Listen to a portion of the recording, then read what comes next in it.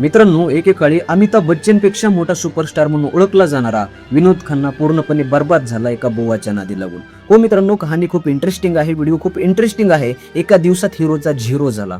या व्हिडिओमध्ये माझा सांगण्याचा संदर्भ एवढाच आहे की तुमचा एक घेतलेला चुकीचा निर्णय पूर्णपणे तुमचं आयुष्य कसं उद्ध्वस्त करू शकतो या कहाणीमध्ये मला तुम्हाला सांगायचंय. हो मित्रांनो, तो काळ होता 1980चा. त्यावेळेला ओशो रजनीशचा एवढा प्रभाव वाढला होता, हा एक खूप जास्त शब्दाचा जादूगार म्हणून ओळखला जायचा. ओशो रजनीशांचे एवढे विचार वाढले होते, त्यावेळेला इंटरनेट नव्हतं तरी पण एवढी क्रेज होती. फक्त भारत देशातच नाही तर पूर्ण जगामध्ये नेता, राजनेता, अभिनेता सगळे ह्यांचे फॅन झाले होते. आणि म्हणायचे काय माहिती का, त्यांच्या शब्दामध्ये मोहमाया छोडा.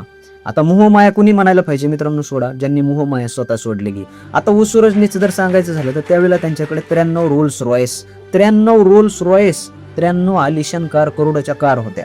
पैशाचा तर असा पाऊस पडत होता त्यांच्याकडे. असे कितीतरी त्यांचे करोडोचे फॅन होते आणि स्वतःचं त्यांचं साम्राज्य होतं. म्हणजे स्वतः ज्या माणसाने मोहमाया सोडलेली नाही ते माणूस इतर लोकांना सांगायले की मोहमाया सोडा आणि आम्हाला शरण या. आणि असेच आताचे पण भोंदूबो असेच आहे. त्यांच्या या शब्दांच्या मायाजालमध्ये अडकला तो विनोद खन्ना. मित्रांनो, त्यांनी त्यावेळेला अमिताभ बच्चनपेक्षा मोठा सुपरस्टार म्हणजे विचार करा, 1980ला एवढं मोठं करिअर असलेलं पूर्ण सोडून दिलं, परिवार सोडून दिला, संपत्ती सोडून दिला आणि गेला अमेरिकेमध्ये ओशो रजनीशांच्या आश्रमामध्ये. तिथं जाऊन काय काम करायला लागला तर त्या रजनीशपुरममध्ये तिथं जाऊन ते बगीचा सांभाळायला लागला. फुलं झाडं सांभाळायचे, सेवक म्हणून काम करायचं, कधी कधी टॉयलेट साफ करायचा. पण मित्रांनो, तिथून पुढे असं ट्विस्ट झालं की 5 वर्षामध्ये तिथला ओशो रजनीशांचा आश्रम बंद पडला. त्या ओशो रजनीशांना जेल झाली. त्यांचा ड्रगच्या अजून एकीकडे त्यांच्यावर आरोप झाले ना, अमेरिकेमध्ये त्यांना जेल झाली. ही काय झाली मी तुम्हाला पुढल्या पार्टमध्ये सांगेल. पण ही विनोद खन्नाची कहाणी मला तुम्हाला सांगायची. मग तिथून पुढे ओशो रजनी ते विनोद खन्ना यांना त्यांची चूक समजली आणि त्यांनी पुन्हा भारतात यायचं ठरवलं. मित्रांनो, ते भारतात आले पुन्हा प्रयत्न करू लागले की बॉलिवूडमध्ये सुपरस्टार बनायला किंवा त्यांना लीड ऍक्टर म्हणून कुठंतरी रोल मिळेल. त्यांची अशी अवस्था झाली मित्रांनो की त्यांना एखाद्या मूवीमध्ये एक रोल सुद्धा भेटना झाला.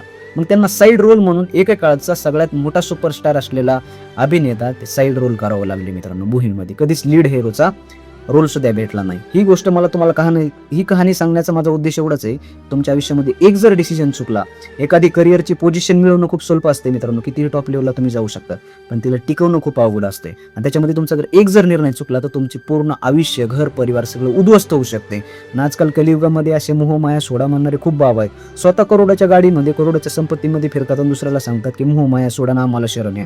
अशा बुवा लोकांच्या नादी लागू नका. जर तुम्हाला ईश्वराची भक्ती करायची असेल तर डायरेक्ट धर्मग्रंथ जे पण अप्रुव्हल आहेत अशाच गोष्टी वाचा. आणि विचारवंत म्हणून मला ओशो रजनीशांचा आदर आहे, पण मी त्यांना साधू संत मानत नाही. मित्रांनो, व्हिडिओ आवडला असेल तर नक्कीच फॉलो करा आणि पार्ट 2 साठी फॉलो करा.